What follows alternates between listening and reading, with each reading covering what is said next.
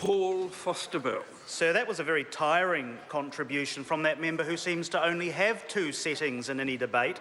Every bill that is put up before this House, according to that member, is either pathetic and window dressing, or it's the end of the world as we know it.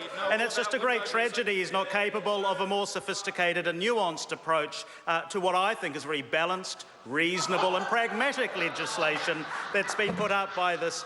The member will resume a seat. I think we've now reached the point of relevance and repetition, and I think the member will. I have warned members before that reading out the same set of notes is not allowed in the House, and the member is, I think, the fourth person to do that.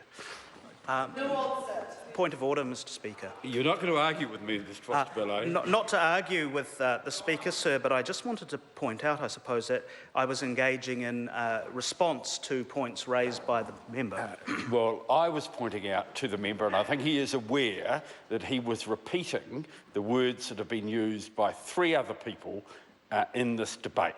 And in fact, I think he was actually reading them as well. Well, maybe he's got them memorised. Thank you.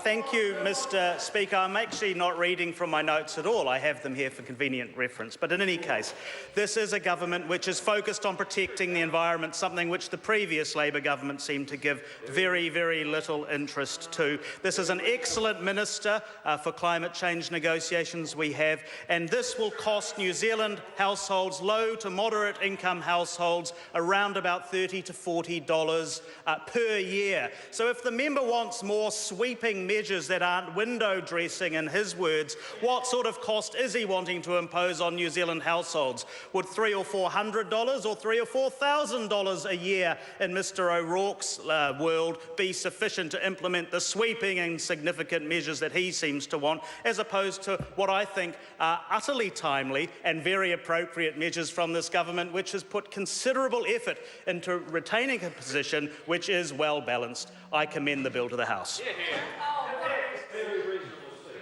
Dr. Kennedy Graham. Thank you, Mr. Speaker.